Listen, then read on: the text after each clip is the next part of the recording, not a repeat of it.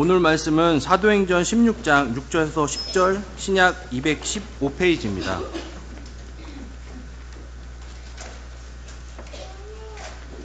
성령이 아시아에서 말씀을 전하지 못하게 하시거늘 그들이 부르기아와 갈라디아 땅으로 다녀가 무시아 앞에 이르러 비두니아로 가고자 했으되 예수의 영이 허락하지 아니하시는지라.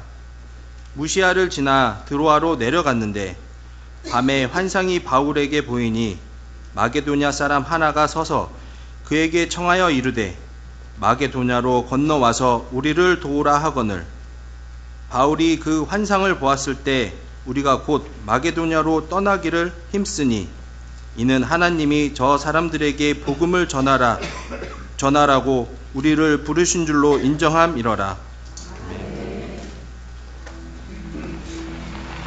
갈라디아 지역에서 조금 더 서쪽으로 아시아 지역이 보였다. 그러나 성령께서 너무도 분명하게 아시아에서 복음 전하는 것을 막으셨고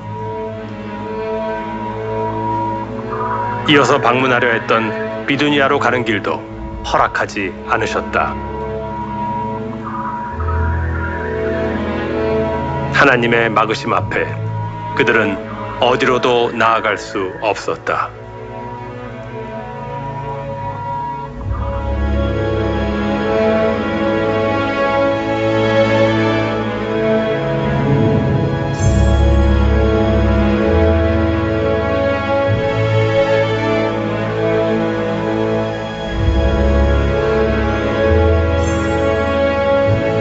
그렇게 아시아의 서쪽 끝까지 밀려나 이곳 드로아에 도착한 바울 일행. 그들은 더 나아갈 길을 모른 채 이곳에서 하룻밤을 보내게 된다.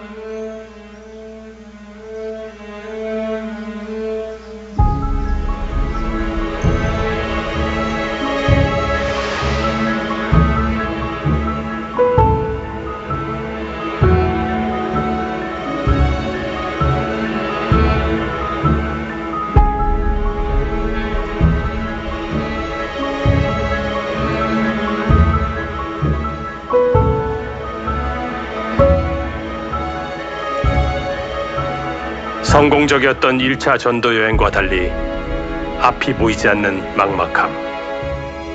그 어느 때보다 하나님의 뜻을 절실히 구했을 바울.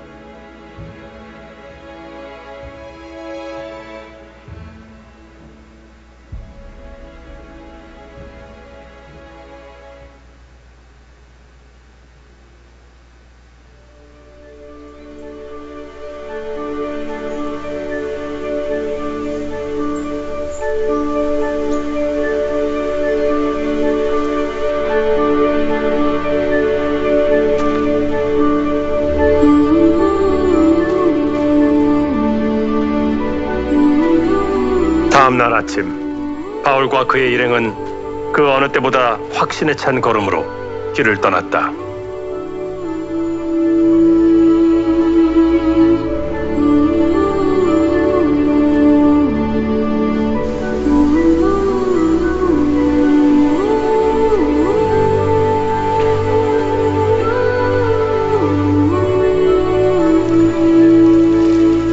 그들은 이곳 드로아 항구에서 새로운 곳을 향해 출발했다.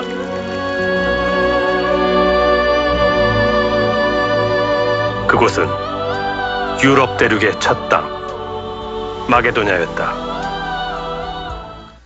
사도 바울은 1차 선교를 끝내고 2차 선교를 떠났습니다.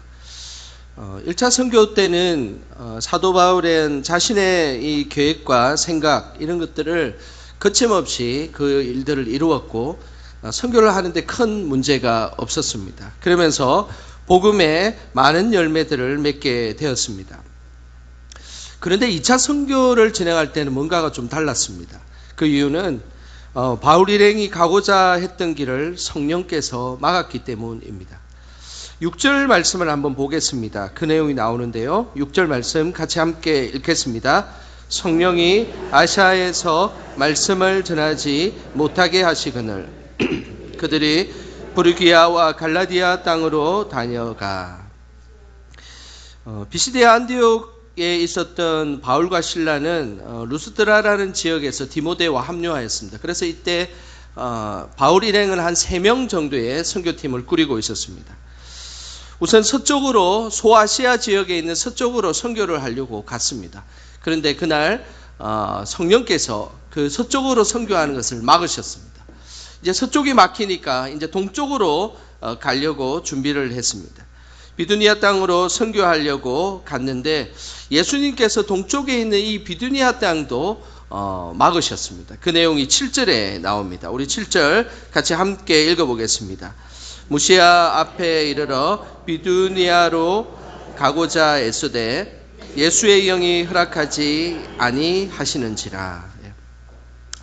바울의 일행은 참으로 난감했습니다. 서쪽으로 가려고 하니까 성령님께서 막으시고 동쪽으로 가려고 하니까 예수님께서 막으시고 그러면서 이들이 어디로 갈지 막막한 그런 어려움에 처하게 되었습니다. 이 6절과 7절에는 지금 하나님께서 구체적으로 선교를 막으시는 이유가 나와 있지는 않습니다. 하지만 문제는 이들이 선교를 하러 떠났는데 어디에도 갈 방향을 제대로 정하지 못했기 때문입니다. 우리는 하나님의 일을 하다 보면 모든 일이 잘 되면 좋겠지만 일이 잘 되지 않을 때가 있습니다. 서쪽으로 가서 그 일을 진행했는데 하나님께서 막으시고 또 동쪽으로 그 일을 진행했는데 막으시고 이런 일이 발생하면 우리는 어떻게 해야 할까요? 전 세계를 다니며 리더십 강의를 한 오스왈드 샌더스라는 교수가 있습니다. 이 샌더스 교수가 쓴 책 중에 영적 지도력이라는 아주 유명한 책이 있는데요. 그 책에는 주의 일을 하다가 막힐 때에 2가지의 믿음을 꼭 지켜야 한다라는 것을 우리에게 소개하고 있습니다.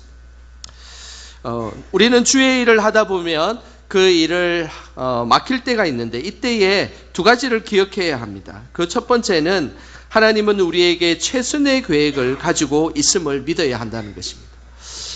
우리는 우리의 계획이 실패한 것처럼 보이지만 그러나 더 큰 하나님의 계획은 최선의 계획이 있다라는 것을 우리가 믿고 계속 그 일을 진행해야 한다는 것입니다. 그리고 또 하나는 하나님은 우리와 교제하기를 원하신다는 것입니다.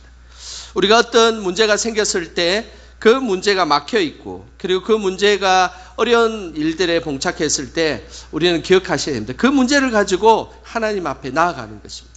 그리고 그곳에서 우리가 기도하고 때로는 예배의 자리에 말씀의 자리에서 하나님과 영적 교제를 하는 것입니다. 우리 성도님들의 삶의 자리에는 언제나 막힘없이 어떤 일들이 진행되고 있습니까? 바라기에는 어떤 일들이 막히고 문제들이 해결되지 않을 때 꼭 기억하시길 바랍니다. 하나님이 분명히 그것이 하나님의 뜻이라면 선한 계획을 꼭 갖고 있다는 그 믿음을 놓지 말아야 합니다. 뿐만 아니라 우리의 그 문제를 가지고 하나님 앞에 나아가며 하나님과 친밀한 영적 교제를 통하여서 이 문제를 해결하셔야 된다는 것입니다. 우리 성도님들의 삶의 자리자리마다 문제가 막히는 것이 아니라 하나님의 영적 교제를 통하여 이 문제를 해결하며 살아가시기를 주님의 이름으로 축복합니다. 하나님께서 동쪽에 있는 아시아 선교를 막으시고 그리고 비두니아 선교를 막으신 구체적인 이유가 9절에 나와 있습니다. 우리 같이 함께 읽어보겠습니다. 밤에 환상이 바울에게 보이니 마게도냐 사람 하나가 서서 그에게 청하여 이르되 마게도냐로 건너와서 우리를 도우라 하거늘. 하나님이 바울 일행에 가는 곳을 막으셨던 이유는 다른 것이 아니었습니다. 마게도냐 선교를 하기 위한 하나님의 뜻이 있었기 때문입니다. 그림을 한번 보겠습니다. 그림에 보시면 지금 바울과 실라와 디모데가 지금 드로아의 지역에 있습니다. 그런데 이제 이들이 어디로 가야 될지 모르는 상황이었습니다. 그런데 이 드로아라는 이 아시아 지역 외에 하나님께서는 반대쪽에 있는 마게도니아 지역, 즉 유럽 땅으로 하나님은 선교하기를 원하셨던 것입니다. 그래서 그 선교의 그 첫 번째 발자국인 네아폴리라는 곳에 이들은 도착하게 되었던 것입니다. 사도 바울 일행의 유럽의 첫 선교는 마게도니아 지역에 있는 네아폴리에서 시작되었습니다. 이 네아폴리아에 있는 이 지역은 선교사적으로 매우 중요한 지역이었습니다. 왜냐하면 지금까지 복음이 아시아에서만 전해지고 있다가 이제 처음으로 유럽이라는 이 대륙에 복음이 전해지는 첫 출발이 이 네아폴리라는 곳에서 이루어졌기 때문입니다.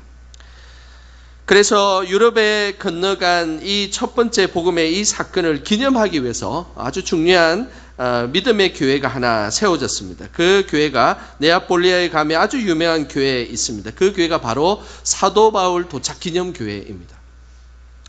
이 네아폴리라는 이 지역에서 첫 유럽의 선교가 이루어졌던 것을 기념하기 위한 사도 바울 도착 기념 교회가 세워졌고, 오늘날도 지금 이 교회에서 믿음의 예배들이 드려지고 있습니다.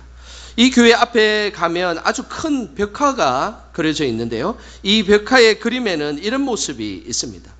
사도 바울이 배를 타고 들어와서 이제 와서 처음으로 네아폴리에 도착하는 발을 딛는 그 순간을 벽화로 그리고 있습니다. 그 이유는 유럽 선교가 바로 이 첫 발자국으로 시작되었기 때문입니다. 세계적인 역사학자 아놀드 토인비는 역사의 연구라는 책에 오늘 이 장면을 이렇게 소개하고 있습니다. 그때 바울을 태우고 마게도냐로 타고 갔던 그 배가 바로 유럽의 역사를 바꾸는 배였으며 유럽의 문명사의 미래를 안고 가던 배였다. 또한 유럽의 복음이 전해지지 않았더라면 오늘의 유럽과 서구 문명은 존재할 수 없었다. 너무나 정확하게 아놀드 토인비는 이 문제를 정확하게 해석하고 있습니다. 사도 바울이 아시아 이 지역에만 복음을 전했다면 분명히 한계가 있었을 것입니다. 그러나 이제 유럽이라는 그 광활한 새로운 땅으로 복음이 전해지게 되자 하나님은 유럽을 축복하셨고 놀라운 은혜를 경험하게 하셨습니다. 그래서 그 유럽 땅에 있었던 그 복음이 미국으로 또 전해지게 되고, 그 미국에서 다시 한국으로 전해지고, 그리고 그 한국이 또다시 복음을 전하는 세계 만방의 역할을 감당하는 선순환적인 선교사적 사건이 바로 오늘 이 자리에서 일어났던 것입니다. 이것은 다른 것이 아니었습니다. 성령의 역사였습니다. 그리고 성령의 섭리였습니다. 저는 우리 성도님들이 늘 우리의 삶에 성령의 섭리와 역사를 통하여 이 땅을 살아가시기를 주님의 이름으로 소망합니다. 인생에 있어서 우리가 처음 생각한 길이 최선의 길이 아닐 때도 있습니다. 그때는 우리의 길의 방향을 바꾸는 용기도 필요합니다. 인생을 부분으로 보면 그 일들을 행하지 못해서 다른 방향으로 바꾸는 것은 왠지 인생의 실패처럼 보일 때가 있습니다. 그러나 우리의 인생은 부분으로 볼 것이 아니라 큰 그림으로 보아야 됩니다. 큰 그림으로 보았을 때 그 인생의 방향을 바꾼 것이 오히려 복이 될 수 있다는 사실을 우리는 기억해야 합니다. 이번에 파리올림픽에는 우리나라가 총, 칼, 활 이런 무기 관련된 메달을 아주 많이 따고 있습니다. 아주 호전적인 우리나라의 그 성품이 그곳에 들어있지 않겠나 그런 생각을 해봅니다. 그래서 우리 많은 국민들이 이런 메달로 인해서 기뻐하고 있습니다. 이번에 한국 역대에 최연소 금메달을 세운 사격의 반효진 선수가 있습니다. 지금 나이가 만 16세인데요. 이 16세의 나이에 쟁쟁한 경쟁자를 이기고 세계 최고의 사격 선수가 되었습니다. 그래서 다들 이런 딸 한 명이 있으면 좋겠다 이런 마음으로 이 사격 아주 긴장된 그 시간을 보았는데요. 반효진 선수는 처음부터 사격을 했던 선수가 아니었습니다. 초등학교 1학년부터 중학교 1학년 때까지 태권도를 했던 선수입니다. 그래서 중학교 1학년 때까지 7년 동안 태권도를 했는데 그다지 그렇게 큰 성과를 발휘하지는 못했습니다. 그리고 이제 중학교 2학년이 되어서 한 친구가 너 혹시 사격하지 않을래? 라고 권유를 했던 겁니다. 그래, 그럼 나도 한번 사격을 한번 해봐야 되겠다 생각하고 7년 동안 태권도 했던 것을 이제 다 접어두고 그냥 사격을 했던 것입니다. 근데 놀라운 것은 이 중학교 2학년 사격을 시작해서 엄청난 재능을 보이기 시작했다는 것입니다. 사격한 지 2달 만에 전국대회에 입상을 하게 된 겁니다. 대단하지 않습니까? 그리고 사격한 지 이제 3년 만에 올림픽 신기록을 세우며 금메달을 딴 것입니다. 7년 동안 태권도를 했지만 태권도는 자신의 길이 아니었습니다. 오히려 사격이라는 다른 길을 걸으면서 재능을 발견하게 되었고 세계적인 선수가 되었던 것입니다. 성경에는 이런 모습을 보고 이렇게 말씀하고 있습니다. 욥기 23장 10절 말씀입니다. 우리 같이 함께 읽어보겠습니다. 그러나 내가 가는 길을 그가 아시나니 그가 나를 단련하신 후에는 내가 순금같이 되어 나오리라. 우리는 우리가 가는 길을 잘 아는 것처럼 보이지만 그러나 우리의 가는 길을 가장 잘 아시는 분이 계십니다. 그분이 누구십니까? 하나님이십니다. 오늘 성경에는 그가 바로 하나님이십니다. 하나님은 우리가 가는 길을 어떤 길이 가장 좋은 길인지, 최선의 길인지, 완벽한 길인지, 그리고 최고의 길인지를 알고 있는 분이 바로 하나님이십니다. 그 하나님께서 제시한 길을 걸어갈 때 우리는 순금같이 하나님 앞에 쓰임받을 수 있음을 우리는 기억해야 합니다. 하나님이 예배하신 길을 걸어가면서 순금같이 사용되시기를 주님의 이름으로 소망합니다. 하나님께서 아시아 선교를 하지 못하게 하시고 유럽 선교를 하게 하시면서 바울 일행에게 분명한 하나님의 계획이 있음을 보여주었습니다. 그 하나님의 계획 속에 특별히 한 사람을 만나게 하셨는데 그 만나는 장면이 오늘 10절에 있습니다. 우리 같이 함께 읽어보겠습니다. 바울이 그 환상을 보았을 때 우리가 곧 마게도냐로 떠나가기를 힘쓰니 이는 하나님이 저 사람들에게 복음을 전하라고 우리를 부르신 줄로 인정함이러라. 오늘 이 10절에 보면 아주 구체적으로 드러나 있지는 않습니다. 아주 숨겨져 있습니다. 바울 일행과 동행했던, 지금 바울과 그 다음에 디모데와 그리고 실라가 이 세 사람이 함께 드로아에 있는 그런 장면입니다. 그런데 오늘 여기에 구체적으로 드러나 있지는 않지만 오늘 이곳에 드러난 함께 합류했던 인물이 있습니다. 그 인물이 바로 누가입니다. 제가 사도행전 강의를 처음 시작할 때 누가 사도행전을 기록했냐고 물어본 적이 있습니다. 누가 기록했습니까? 누가가 기록했습니다. 그죠? 꼭 기억하시라고 제가 이야기를 했죠. 오늘 이 사도행전에 보면 금방 읽었던 사도행전 16장 10절에까지는 지금까지 이 사도행전 1장부터 16장까지는 그들이라는 단어가 계속해서 반복해서 나옵니다. 그들. 그러다가 사도행전 16장 10절부터 자세히 보시면 우리라는 단어로 이렇게 싹 바뀌는 이제 순간이 사도행전 16장 10절입니다. 왜 그들 이야기하다가 우리라는 단어로 바뀌었을까요? 그 이유는 이제 누가가 이 드로아 지역에서 바울과 디모데와 그리고 실라가 있는 이곳에 누가가 새로 합류했기 때문입니다. 그래서 사도행전을 썼던 이 누가가 합류함을 통하여서 이제 그들이라는 표현을 쓰지 않고 우리다라는 표현을 쓰면서 이제 사도행전 16장 10절부터는 이 우리라는 단어가 계속해서 해서 사도행전 28장까지 나오게 되어 있습니다. 하나님께서 아시아 선교를 막으시고 그리고 유럽 선교로 진행할 때에 바울 선교팀에 누가를 합류시킨 것은 하나님의 분명한 뜻이 있으셨습니다. 바울 선교팀에 누가가 합류된 것은 여러 가지 이유에서 하나님의 놀라운 섭리가 있었음을 알 수가 있습니다. 누가가 합류한 것은 바울을 끝까지 선교할 수 있게 하신 하나님의 배려였습니다. 누가가 드로아 지역에서 했던 직업이 있습니다. 그 직업은 바로 의사였습니다. 누가는 의사였습니다. 그리고 그 의사의 일을 이제 접어들고 이제 바울 일행과 함께 선교로 향해서 떠나게 된 것입니다. 바울은 선천적으로 건강이 좋지 않았던 사람입니다. 바울에게는 불치병이 있었습니다. 정확하게 병명이 나오지 않지만 고린도후서 12장에 보면 육체의 가시라는 이름으로 바울의 불치병이 나옵니다. 하나님께 기도해도 낫지 않는 이 불치병을 앓고 살아갔던 사람이 바로 사도 바울이었습니다. 그래서 선교하는데 많은 어려움이 있었습니다. 뿐만 아니라 자신의 이 고질적인 병, 이것만 있어도 힘들 텐데 선교를 하면서 사도 바울은 매를 맞고 그리고 돌에 맞고 굶주리면서 그의 육체는 상할 대로 상해 있었습니다. 이런 사도 바울의 연약한 몸을 의사인 누가가 평생 옆에서 지켜주고 그리고 배려해 주었다는 사실입니다. 사도 바울이 죽기 직전에 마메르틴 감옥에 있었을 때에 누가가 사도 바울과 함께 동행하였습니다. 그 흔적이 사도 바울이 제일 마지막에 죽기 직전에 썼던 디모데후서에 보면 그 흔적이 나옵니다.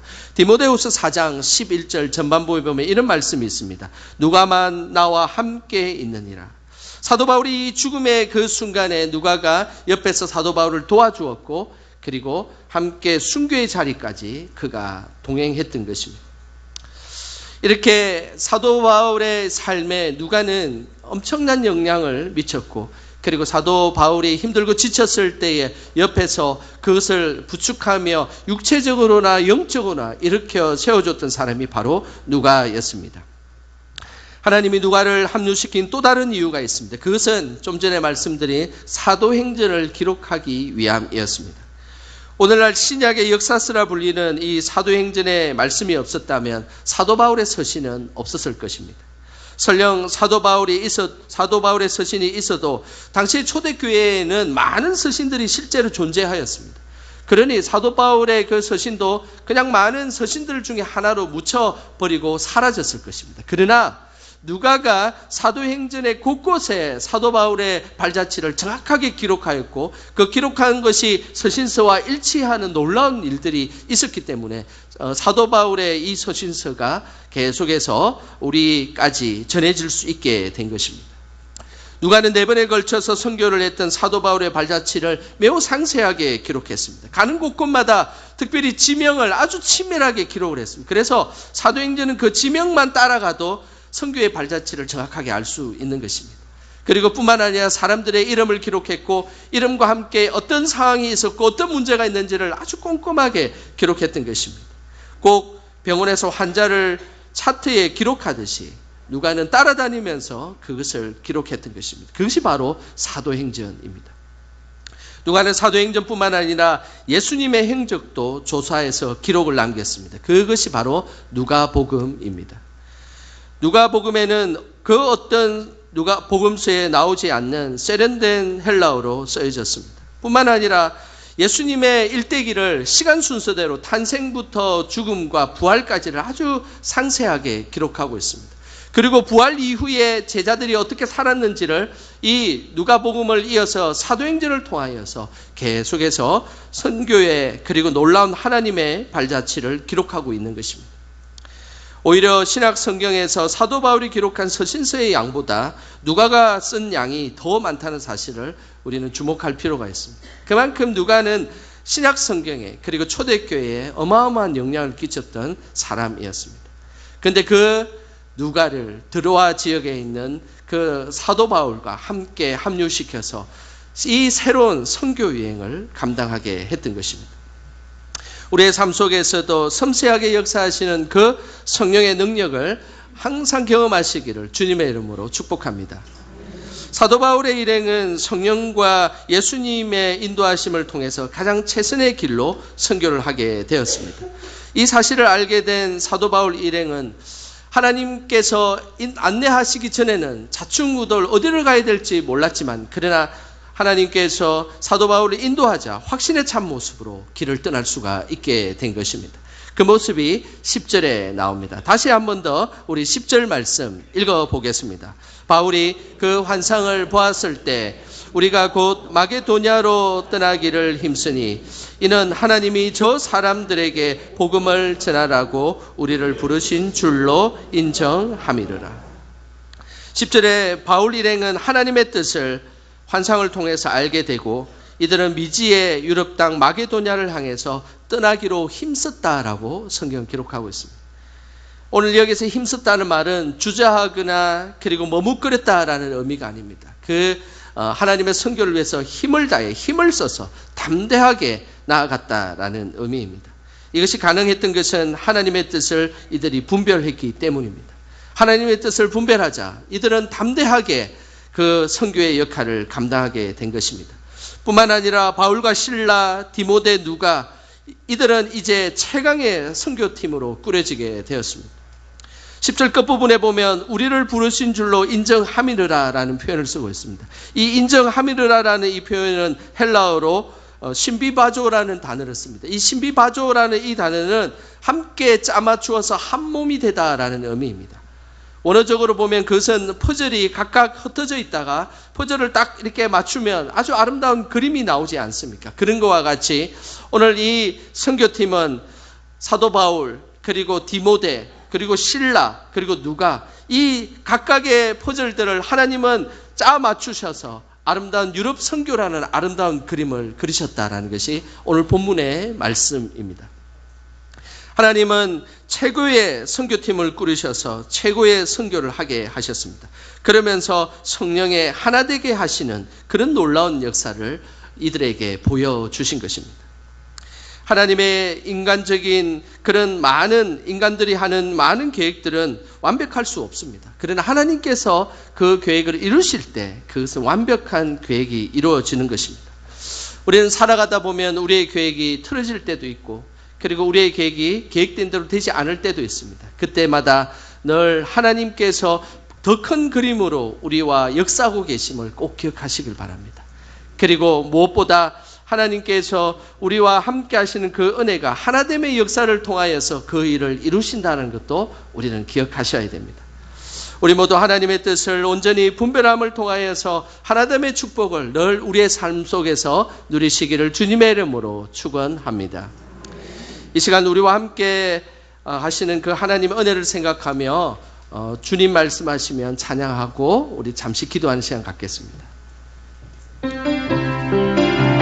이 찬양을 부르시면서 하나님의 뜻이 아니면 멈추고 하나님의 뜻이면 나아갈 수 있는 그런 신앙이 되시기를 주님의 이름으로 축복합니다. 주님 말씀하시면 내가 나아가리다. 주님 뜻이 아니면 내가 멈춰서리다. 나의 가고 서는 것 주님 뜻에 있으니 오 주님 나를 이끌. 우리 한 번 더 고백하겠습니다. 주님 말씀하시면 주님 말씀하시면 내가 나아가리다. 주님 뜻이 아니면 내가 멈춰서리다. 나의 가고 서는 것 주님 뜻에 있으니 오 주님 나를 이끄소서. 뜻하신 그곳에 나 있기 원합니다. 이끄시는 대로 순종하며 살리니 연약한 내 영혼 통하여 일하소서. 주님 나라와 그 뜻을 위하여 뜻하신 그곳에 나 있기 원합니다. 이끄시는 대로 순종하며 살리니 연약한 내 영혼 통하여 일하소서. 주님 나라와 그 뜻을 위하여 오 주님 나를 이끄소서. 오 주님 나를 이끄소서. 오 주님 나를 이끄소서. 이 시간 우리 합심하여 함께 기도하겠습니다. 하나님, 주님 말씀하시면 내가 나아가겠습니다. 주님 뜻이 아니면 내가 멈춰서겠습니다. 하나님, 나의 가고 서는 것이 주님 뜻에 있음을 늘 믿고 순종하게 하여 주시옵소서. 그런 믿음으로 하나님 나라를 위해 사용되는 우리가 되게 해달라고 이 시간 마음을 다하여 합심하여 함께 기도하겠습니다.